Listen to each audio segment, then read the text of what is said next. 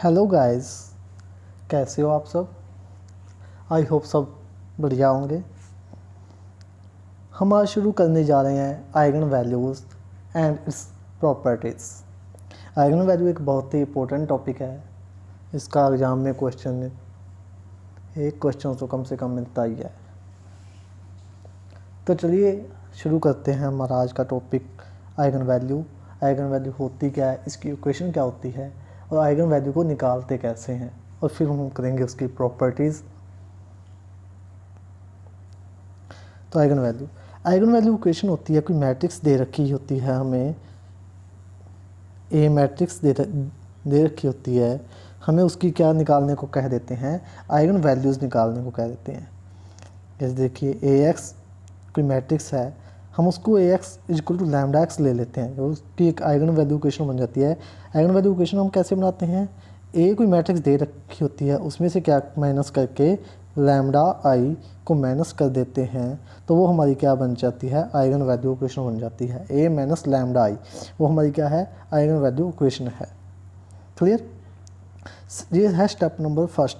आई इसमें क्या होती है, आइडेंटिटी मैट्रिक्स होती है। आइडेंटिटी मैट्रिक्स तो आपको पता ही है, 1 0 0 0 1 0 0 0 1, ये हमारी आइडेंटिटी मैट्रिक्स होती है।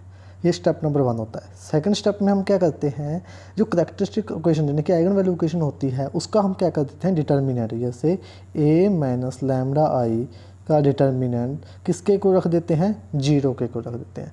ए माइनस लैम्डा आई नॉन ट्रिवियल सोल्यूशन होते हैं उसके, और उसका जो डिटर्मिनेंट है वो किसके को रख देते हैं, हम 0 के को रख देते हैं। ए माइनस लैम्डा आई किसके इक्वल, 0 के को रख देते हैं सेकंड स्टेप में। थर्ड स्टेप में हमने क्या करना होता है, जो अब हम एग्जांपल के द्वारा देखते हैं क्या करते हैं। देखिए ए कोई मैट्रिक्स दे रखी है हमें, कौन सी, 1 4 3 2, ये कोई ए मैट्रिक्स है। तो हमने उस क्या बनाया, उसका ए माइनस लैम्डा आई इक्वेशन बनाई। कौन सी इक्वेशन आ गई, ए माइनस लैम्डा आई ये वाली, यानी कि ये हो जाएगी 1 माइनस लैम्डा 4 3 2 माइनस लैम्डा।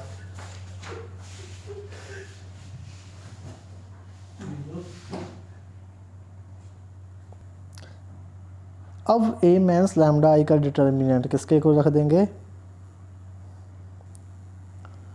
ए माइनस लैम्डा आई इसका जो डिटर्मिनेंट है वो किसके को रख देंगे, 0 के को रख देंगे। तो ए माइनस लैम्डा आई का डिटर्मिनेंट क्या आ गया, 1 minus lambda into 2 minus lambda minus में 12, इसको किसके रख दिया, 0 के को रख दिया।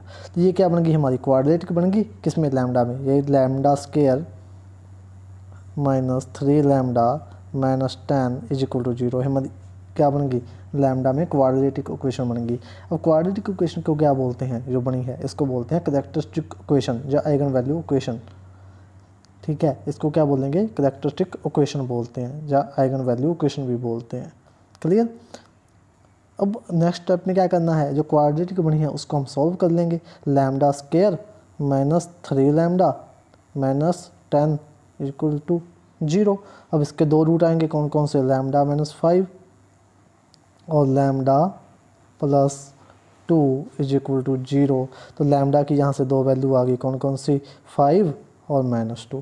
तो ये दोनों लैम्डा की जो वैल्यूज़ आई हैं ये क्या है, हमारे करैक्टरिस्टिक रूट हैं या आइगन वैल्यू है, या इसको एक लैटेंट रूट भी बोलते हैं। 3-4 नाम हैं इसके, क्या, लैटेंट रूट भी बोलते हैं इसको, लैटेंट वैल्यू भी बोलते हैं, लैटेंट रूट भी बोलते हैं, करैक्टरिस्टिक रूट भी बोलते हैं, और इसको आइगन वैल्यू भी बोलते हैं। क्लियर। तो ये लैम्डा की जो दो वैल्यूज़ आई हैं ये हमारी क्या हो गई, आइगन वैल्यूज़ हो गई। तो सिंपल सा प्रोसेस है, सबसे पहले हमें ए माइनस लैम्डा आई मैट्रिक्स बनानी है, फिर उसका डिटर्मिनेंट किसके को रख देना है, 0 के को रख देना है। वहाँ से लैम्डा में क्वाड्रेटिक बनेगी, अगर 3/3 की है तो क्यूबिक बनेगी, तो वहाँ से हमें लैम्डा की वैल्यूज़ मिलेगी जो क्या होंगी, हमारी आइगन वैल्यूज़ होंगी। क्लियर। चलें आगे। अब देखिए एग्जांपल है, find the eigen value for this 3x3 matrix. एक मैट्रिक्स दे रखी है हमें 3/3 की, उसकी हमें क्या करनी है, आइगन वैल्यू फाइंड करनी है। तो पहले स्टेप में देखिए हमने क्या किया, ए मैट्रिक्स है उसमें से हमने माइनस कर दिया लैम्डा इंटू आई मैट्रिक्स, आई मैट्रिक्स यानी आइडेंटिटी मैट्रिक्स। तो ये हमारी क्या आ गई, ए यानी कि 2 minus lambda 0 0 0 4 minus lambda 5 0 4 3 minus lambda, ये हमारी क्या बन गई ए माइनस लैम्डा आई मैट्रिक्स बन गई। अब अगले स्टेप में क्या करना है, now the determinant should equal 0, तो इसका डिटर्मिनेंट हमने किसके को रख दिया 0 के को रख दिया। जहाँ से इसका डिटर्मिनेंट सॉल्व किया क्या आ गया 2 माइनस लैम्डा बड़ी bracket 4 minus lambda 3 minus lambda -20 is equal to 0। तो इसको सॉल्व किया हमने, इस इक्वेशन को सॉल्व करने पे हम लैम्डा की 3 वैल्यूज़ मिल गई, कौन कौन सी, -1 2 8। तो ये क्या आ गई, ये क्या आ गई हमारी आइगन वैल्यूज़ आ गई या लेटेंट वैल्यू आ गई, या इस इक्वेशन के क्या आ गए करेक्टरिस्टिक रूट आ गए। तो ये जो इक्वेशन बन जाएगी हमारी, ये हो जाएगी करेक्टरिस्टिक इक्वेशन, और ये जो रूट आएंगे इसके वो बन जाएंगे हमारे करेक्टरिस्टिक रूट या आइगन वैल्यूज़ बन जाएगी। क्लियर। अगर 2/2 की मैट्रिक्स हो तो उसके 2 रूट आएंगे, यानी कि 2 आइगन वैल्यू आएगी। 3/3 की मैट्रिक्स हो तो उसकी 3 आइगन वैल्यू आएंगी। क्लियर। फिर नेक्स्ट एग्जांपल है सोल्व फॉर लैम्डा। लैम्डा के लिए सोल्व करना है तो सबसे पहले किससे स्टार्ट करेंगे, ए माइनस लैम्डा आई का डिटर्मिनेंट इक्वल टू 0। तो ए मैट्रिक्स मतलब ये है लैम्डा इंटू आई, इसका डिटर्मिनेंट 0 के कर दिया। ये आ गया -6 माइनस लैम्डा 3 4 5 माइनस लैम्डा, तो इसका डिटर्मिनेंट किसके रखा 0 के। इसका डिटर्मिनेंट सोल्व किया क्या आ गया -6 माइनस लैम्डा इंटू में 5 माइनस लैम्डा, माइनस में आ गया 12। तो ये हमारी क्या बन गई क्वाड्रेटिक इक्वेशन बन गई, कौन सी, lambda square plus lambda -42 equal to 0।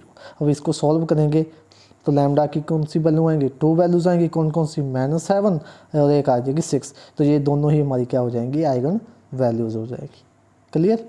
I think आपको अब तक बहुत अच्छे से क्लियर हो गया होगा कि हम आइगन वैल्यू कैसे निकालते हैं। क्लियर। चलते हैं नेक्स्ट एग्जाम्पल में। कहता फाइंड ऑल आइगन वैल्यू। तो ये मैट्रिक्स दे रखी है, सबसे पहले क्या इसका डिटर्मिनेंट निकालेंगे, किसके डिटर्मिनेंट क्या आएगा, ए माइनस लैम्डा इंटू आई, आई ये आइडेंटिटी, लैम्डा किससे मल्टीप्लाई, तो अगर इसका डिटर्मिनेंट क्या आएगा देखिए 2 माइनस लैम्डा 1 1। तो इसका डिटर्मिनेंट सॉल्व किया हमने क्या 3/3 की थी तो ये क्यूबिक बनी, क्यूबिक बनने के बाद किसके कितने रूट आएंगे 3/3 की हो तो इसके रूट आते हैं 3 1 2 और 3। तो इसकी तीनों क्या आ गई लेटेंट वैल्यू आ गई या करेक्टरिस्टिक रूट आ गए या आइगन वैल्यूज आ गई। क्लियर। फिर अब हमारे पास है प्रॉपर्टीज़, आइगन वैल्यू की प्रॉपर्टीज़ क्या होती है। पहली प्रॉपर्टीज़ है A matrix positive inverse if and only if eigenvalue non zero.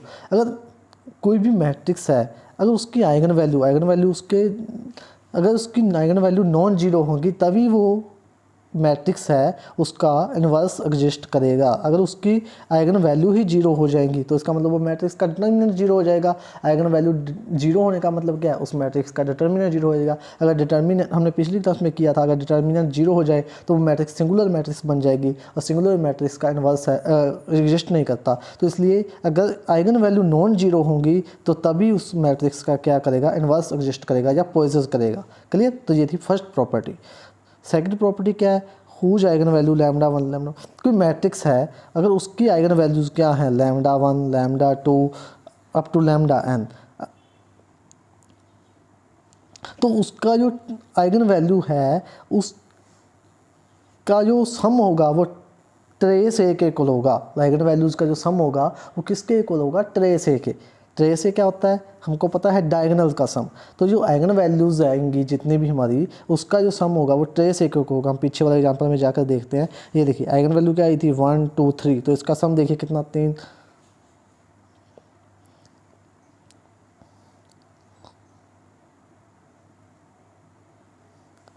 तो इसका सम देखिए 2 1 3 और 3 6, इसका सम कितना बन रहा है 6। और डायगोनल का सम भी देखिए 2 2 4 2 6, तो डायगोनल का सम भी यानी कि ट्रेस ए क्या होता है डायगोनल का सम 2 + 2 + 2 वो भी क्या बन रहा है 6, और जो आइगन वैल्यूज़ का सम है वो भी 6 बन रहा है। तो इससे क्या पता चला कि जो आइगन वैल्यूज़ का सम होता है वो किसके इक्वल होता है, हमारा ट्रेस ए के इक्वल होता है। यानी कि sum of diagonal element is equal to sum of eigenvalues. Clear. फिर नेक्स्ट प्रॉपर्टी आती है किसी भी मैट्रिक्स का अगर determinant of A matrix A is equal to product of eigen value. अगर किसी भी मैट्रिक्स का हम डिटर्मिनेंट निकालते हैं ना तो उस मैट्रिक्स की आइगन वैल्यूज़ का अगर प्रोडक्ट निकालते हैं तो वो दोनों क्या होते हैं, बराबर होते हैं। अगर आइगन वैल्यू हमारे पास लैम्डा 1 लैम्डा 2 है तो लैम्डा 1 इंटू लैम्डा 2 करेंगे तो उस मैट्रिक्स का डिटर्मिनेंट करेंगे तो वो क्या आएंगे, दोनों इक्वल आएंगे। Product of eigen value is equal to determinant of matrix. Clear. Third है आइगन वैल्यू kth पावर। अगर मान लो कोई मैट्रिक्स ए है उसकी आइगन वैल्यू क्या है, अब देखिए नेक्स्ट प्रॉपर्टी, अगर कोई n क्रॉस n की हमारे पास तीन मैट्रिक्स हो, एक तो अपर ट्रायंगुलर मैट्रिक्स हो, upper triangular lower triangular matrix हो और एक डायगोनल मैट्रिक्स हो, तीनों टाइप की मैट्रिक्स में जो आइगन वैल्यू होंगी वो उसके डायगोनल एलिमेंट ही होंगे। ये प्रॉपर्टी सबसे इम्पोर्टेंट है कि अगर अपर ट्रायंगुलर मैट्रिक्स हो, लोअर ट्रायंगुलर मैट्रिक्स हो और डायगोनल मैट्रिक्स हो और स्केलर मैट्रिक्स भी बोल सकते हैं, इसमें स्केलर मैट्रिक्स भी आती है, तो उस मैट्रिक्स में जो आइगन वैल्यूज़ होंगी वो उसके क्या होंगे, डायगोनल एलिमेंट ही होंगे। क्लियर।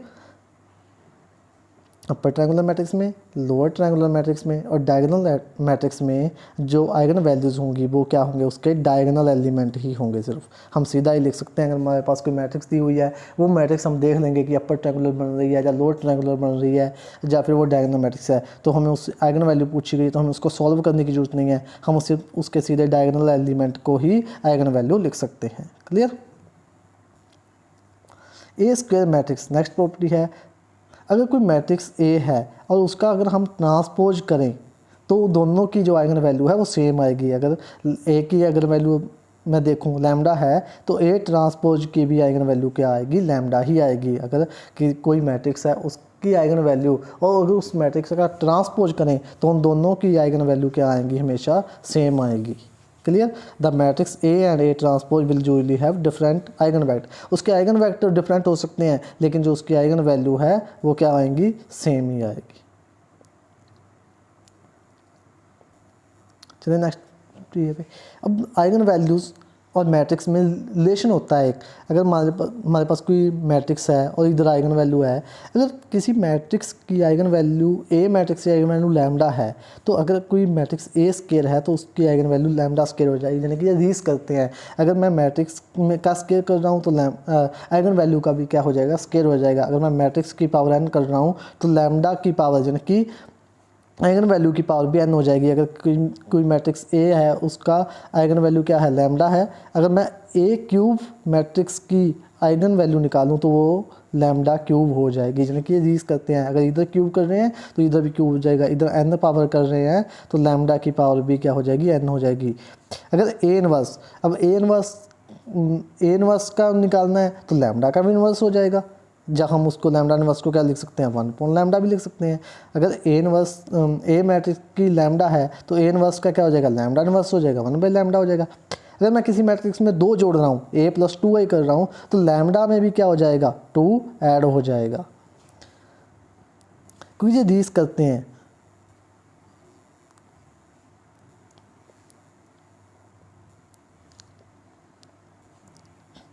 क्लियर। अगर किसी भी मैट्रिक्स को मैं k से मल्टीप्लाई कर रहा हूँ तो लैम्डा के साथ भी क्या मल्टीप्लाई हो जाएगा, k मल्टीप्लाई हो जाएगा। बस सिर्फ इसमें डिफरेंट प्रॉपर्टी है एडजॉइंट की। अगर मैं कोई मैट्रिक्स ए है उसका अगर आइगन वैल्यू लैम्डा है तो एडजॉइंट ए की अगर मैं आइगन वैल्यू निकालना चाहूँ तो वो सिर्फ वो प्रॉपर्टी डिफरेंट हो जाएगी। वो क्या हो जाएगी, determinant of A divide by lambda.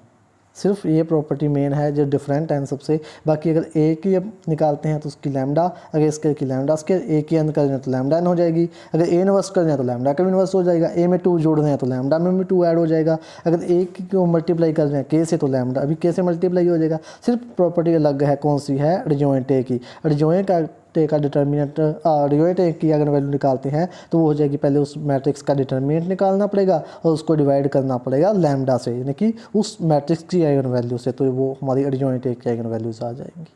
Clear. I hope आपको क्लास अच्छी लगी होगी। अगर अच्छी लगी तो कृपया करके इसको लाइक एंड शेयर ज़रूर करें। Thanks for watching.